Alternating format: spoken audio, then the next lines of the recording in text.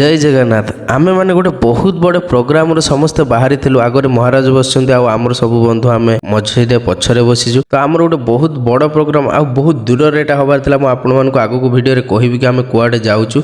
आमर धामनगर आउ जन बंधु को नबार अक्षय प्रभु से आम सहित आसिले किंतु आम बहुत टिके एडजस्ट करके बसचे जेहेतु तन्मय अक्षय प्रभु से तीन जन आम दुई जन मझे बसचु तो बहुत एडजस्ट कर आसलु बाकी बहुत खुशी लगी कहीं समस्ते आसलु आम एक्चुअली जाऊँ पुरी कहीं आमर पुरी चैतन्य मठर बहुत बड़ प्रोग्राम था आम एत थर जाइचु पुरी किंतु केबे मु साक्षी गोपाल जाई नथिली महाराज जेतबेले आम समस्त पचारथिले तुम साक्षी गोपाल जाइछ ना मु मना करथिली कि मु जाई नै बाकी समस्त साक्षी गोपाल जाइछन्ती किंतु भीतर जेहेतु मोबाइल एंट्री नै सेति मु बाहर आपन मानकु जति पारिले सेति देखैली आम भगवान को दर्शन करके आसिला परे आम तुलसी प्रसाद नहीं के आसथिलु आम पाइकी सीधा चलीथिलु पुरी आम जाइलु बाईपास वीआईपी रोड तो से फास्ट पड़ता समुद्र समुद्र पाखापाखि चैतन्य मठ तो आम समस्त जाकि पहुँची ऊपर तो आपने देखुए कि केतकी बंधा है आम भी नीलगिरी साउंड सेटअप नहीं जाइलु कहीं से मठर साउंड सेटअप नाला जेहेतु आम प्रोग्राम हबार था तो आम भीतर गला समस्त को प्रणाम करूँ मंदिर भीतर को जाइलु जेहेतु से टाइम होता 3टा पाखापाखि तो से प्रसाद भी चली आम भी प्रसाद व्यवस्था थी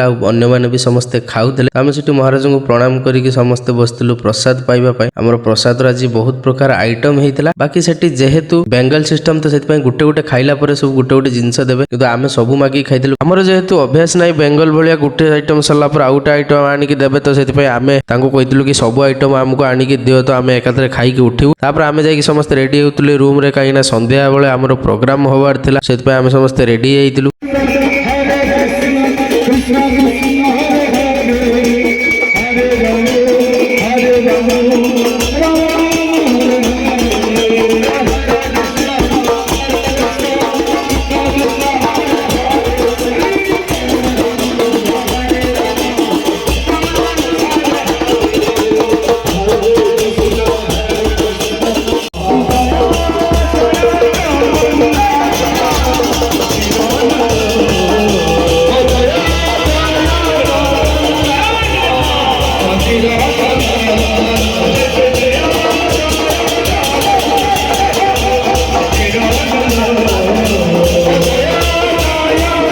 प्रोग्राम सरला पर से मठरे आमर अभड़ार व्यवस्था होता जोटा आमर महाप्रभु श्री जगन्नाथ मंदिर रु आसीला अभड़ा अन्न डाली बहुत प्रकार बेसर महुर खीरा बहुत प्रकार आसला आम प्रसाद पाई सारिकी 3 जन चलीलु भगवान को दर्शन करने आउ जो मैंने सब आम सहित जाते महाराज सहित से शीघ्र दर्शन सारिक पलि आसते किंतु आमर बड़सिंगार बेश दर्शन करार भगवान बड़सिंगार बेश देखा आम राति 11 पर जाइलु बहुत फांका था आम भगवान को दर्शन बहुत सुंदर भाव में पाई भगवान समस्त मंगल रखु जय जगन्नाथ।